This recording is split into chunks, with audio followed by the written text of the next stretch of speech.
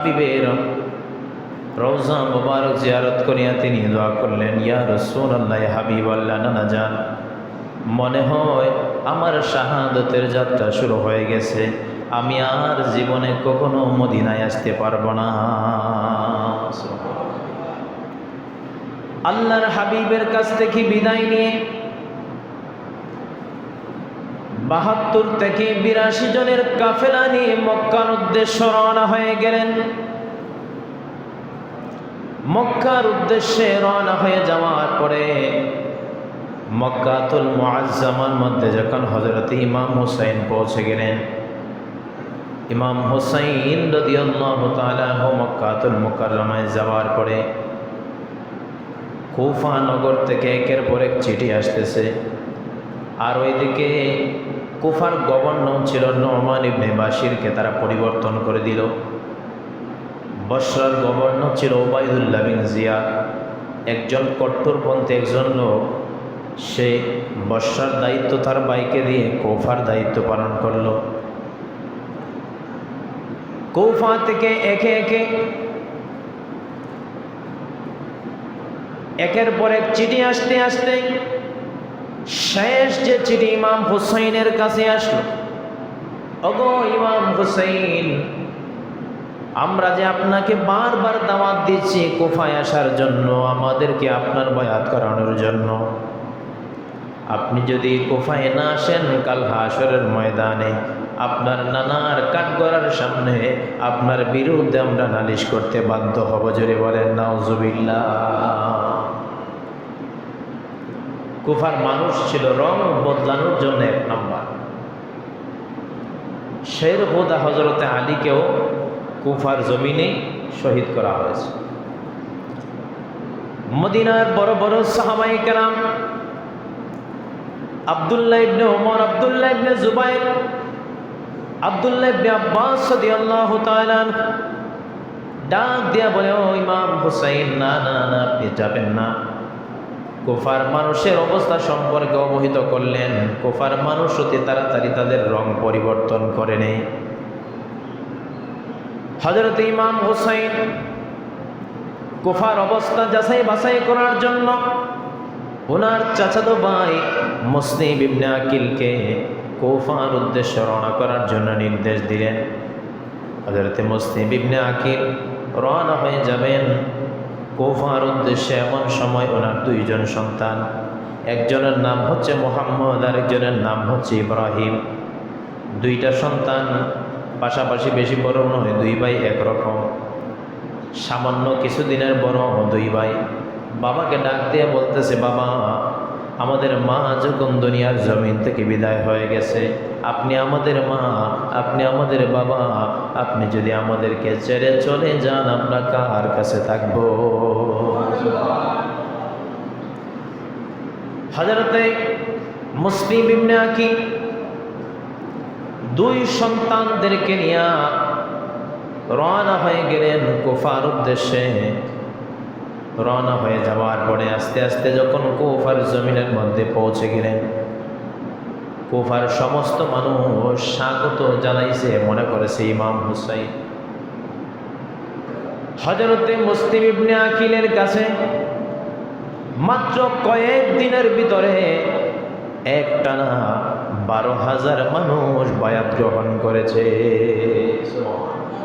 কয় হাজার? ১২,০০০ মানুষ বায়াত গ্রহণ করেছে। ১২,০০০ মানুষ বায়াত গ্রহণ করার পরে কুফার অবস্থা খুব ভালো। ইমাম হুসাইনের সাপোর্টার অনেক বেশি,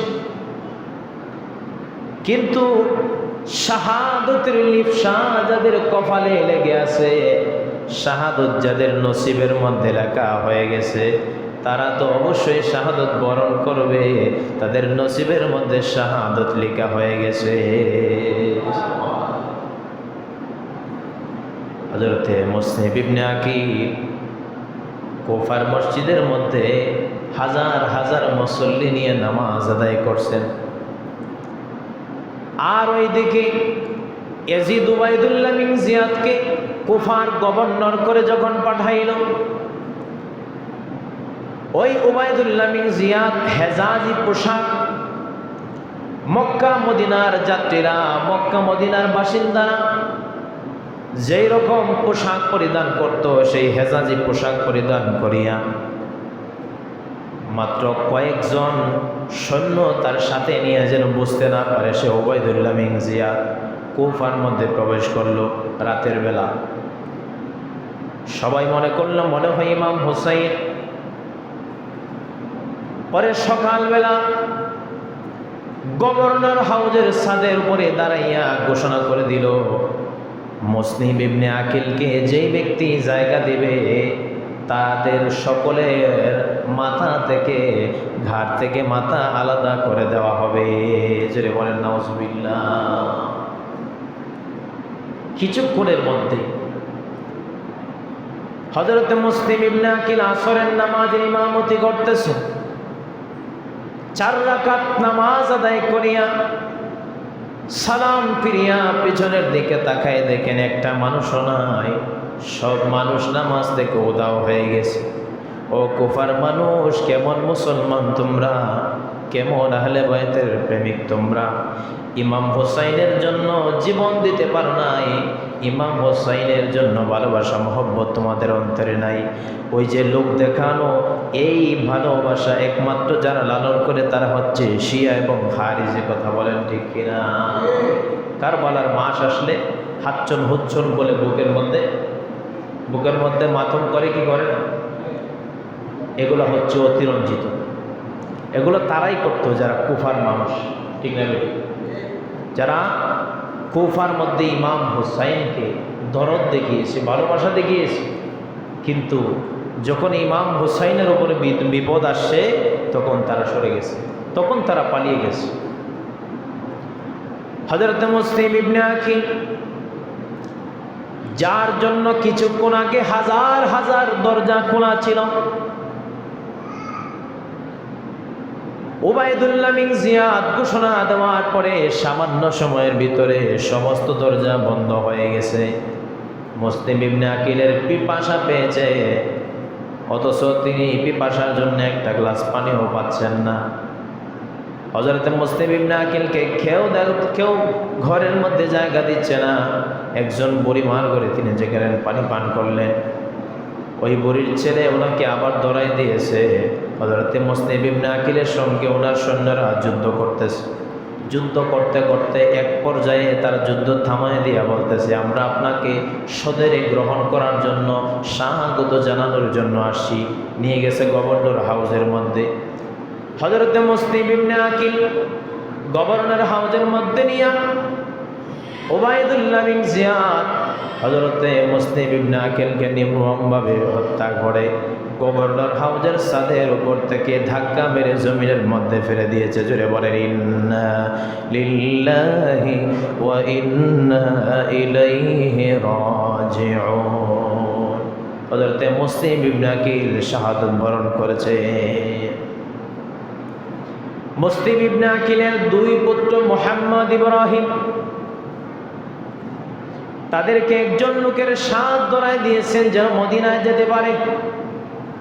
ওই ব্যক্তির হাত থেকে একটা আংটি খুলে 2 ভাইকে দিয়ে বলেন, এই আংটিটা অমুক জায়গায় গিয়ে যদি দেখাও তারা তোমাকে মদিনার পথ দেখায় দিবে। 2 ভাই আংটি নিয়ে ওই লোকের ভাইয়ের কাছে যখন আংটি দেখাইলো, হচ্ছে মদিনার পথ দেখাই দিল, বলে এই দিকে যাও, মদিনার কাফেলা পায়ে যাইবা। কিন্তু শাহাদত যাদের কপালে লেখা, শাহাদত বরণ করবে যাদের নসিবে লেখা হয়ে গেছে, অবশ্যই তারা শাহাদত বরণ করবে। 2 ভাই সারা রাত হাঁটাহাঁটি করলো। সকালবেলা চাইয়ে দেখে যেই জায়গার মধ্যে থেকে হাঁটা শুরু করেছিল, আবার সেই জায়গার মধ্যে তারা রয়ে গেছে। একটা মহিলা 2 ভাইয়ের কান্না শুনে ঘরের মধ্যে নিয়ে আসে, তাদেরকে ভালো করে খাওয়াইস। 2 ভাইকে আলাদাভাবে একটা বিছানার মধ্যে লুকাইয়া ঘুম পাড়ায়। ওই মহিলার স্বামী, সেও ছিল এজিদের একজন লোক। এজিদ ঘোষণা করে দিয়েছিল যে মুসলিমের 2 শিশুকে নিয়ে আসতে পারবে তাকে 100 ওট পুরস্কার দেওয়া হবে। সেই লোভে এই 2 শিশুকে সে খুঁজতে লাগলো। তার নাম হচ্ছে আবুল হারিস। নাম কি? আবুল হারিস। ঘরের মধ্যে আসলো, হঠাৎ করে গুনগুন কান্নার আওয়াজ শুনতেছে। সমস্ত ঘর তল্লাশি করার পরে এই 2 মাসুম বাচ্চাকে পাইল। বলে তাদেরকে তো আমি খুঁজতেছি, কিন্তু তার স্ত্রী তাকে বাধা দিল। শেষ পর্যন্ত সে তার স্ত্রীকে হত্যা করল। যদি বলেন নাউজুবিল্লাহ। তার স্ত্রীও নবী বংশের জন্য, আহলে বাইতের জন্য শাহাদত বরণ করেছে। এই 2 শিশুকে নিয়ে ফোরাত নদীর তীরে মুহাম্মদ ইব্রাহিম 2 ভাই কে কার আগে শাহাদত বরণ করবে? মুহাম্মদ বলে, ভাই আমি আগে শাহাদত বরণ করে আমি একে কতল হই। ইব্রাহিম বলে, না না না ভাই, তুমি যদি শাহাদত বরণ করো আমি সহ্য করতে পারবো না। এক ভাই আরেক ভাইকে বলে, তুমি যদি আগে যাও তাহলে আমি সহ্য করতে পারবো না। ছোট ভাই বলে, তুমি যদি আগে মারা যাও তাহলে আমি সহ্য করতে পারবো না। 2 ভাই সিদ্ধান্ত নিল, আমরা 2 ভাই একসঙ্গে তলোয়ারের নিচে যাব। আল্লাহু আকবার বলে। 2 ভাই একসঙ্গে তলোয়ারের নিচে যাব। 2 ভাই একসঙ্গে তলোয়ারের নিচে শুয়ে পড়লেন। 2 ভাইয়ের গলার উপর দিয়ে ছুরি চালায় দিয়েছে। জোরে বলেন ইন্না লিল্লাহি ওয়া ইন্না ইলাইহি রাজিউন। মুসলিমের 2 শিশু শাহাদত বরণ করলেন। 2 জন শিশুর বডিটাকে ফোরাত নদীর মধ্যে ফেলে দিয়েছে। 2টা মাথা নিয়ে এজিদের দরবারে হাজির হয়েছে। এজিদ তো এই কাণ্ড দেখে রাগান্বিত হয়ে গেছে। বলে, আমি ঘোষণা দিয়েছিলাম এই 2 শিশুকে জিন্দা আনার জন্য, তুমি তাদেরকে কতল করে আনার হুকুম তোমাকে কে দিয়েছে? সঙ্গে সঙ্গে এজিদ তাকেও কতল করেছে। সঙ্গে সঙ্গে এজিদ তাকেও কি করেছে? কতল করেছে। একটা প্রবাদ আছে না, লোভে পাপ, পাপে মৃত্যু। সে লোভ করেছিল 2 শিশুকে বেহুশ হয়ে 2 জনের শির থেকে মাথা আলাদা করে নিয়ে আসছে। তাকেও আল্লাহ রব্বুল আলামিন ছাড় দেয় নাই। যার কথায় এই কাজ করেছে তার মাধ্যমেই তাকে কতল করে দিয়েছে। হযরতে ইমাম হুসাইন রাদিয়াল্লাহু তাআলা আনহু মুসলিম ইবনে আকিল যে চিঠি পাঠিয়েছিলেন, কুফার অবস্থা ভালো, আপনি চলে আসেন, এই চিঠি ইমাম হুসাইনের কাছে পৌঁছে গিয়েছে। তখনও তিনি জানেন নাই মুসলিম ইবনে আকিল তিনি যে শাহাদত বরণ করেছেন, তার 2 পুত্র মুহাম্মদ ইব্রাহিম যে শাহাদত বরণ করেছে, তিনি তখনও সেই খবর পান নাই। হযরত ইমাম হুসাইন মক্কা থেকে রওনা হয়ে যাবেন। মদিনার মক্কার সমস্ত সাহাবায়ে কেরাম বলেন, ও ইমাম হুসাইন যাবেন না, কুফার অবস্থা ভালো না। তারপরেও তিনি বলেন, আমার শাহাদতের যাত্রা শুরু হয়ে গেছে, আমি আর বিলম্ব করতে পারবো না। রওনা হয়ে গেলেন। রওনা হয়ে যাওয়ার পরে আবু হামা নামে একটা স্থানের মধ্যে পৌঁছে তিনি ইমাম মুসলিম ইবনে আকিলের শাহাদতের খবর পাইলেন। তিনি সেই জায়গার মধ্যে দাঁড়াই গেলেন। মদিনা থেকে নিয়ে আসা লোক ছিল মাত্র 82 জন, আর মক্কা থেকে আরও যারা যোগ দিয়েছিল প্রায় 120 থেকে 130 জন, মোট 120 থেকে 130 জন লোক। এই জায়গায় এসে ইমাম হুসাইন কাফেলা থামাই দিলেন। কাফেলা থামাই দিয়ে বলতেছেন যে কুফার অবস্থা ভালো নয়, মুসলিম ইবনে আকিল শাহাদত বরণ করেছে।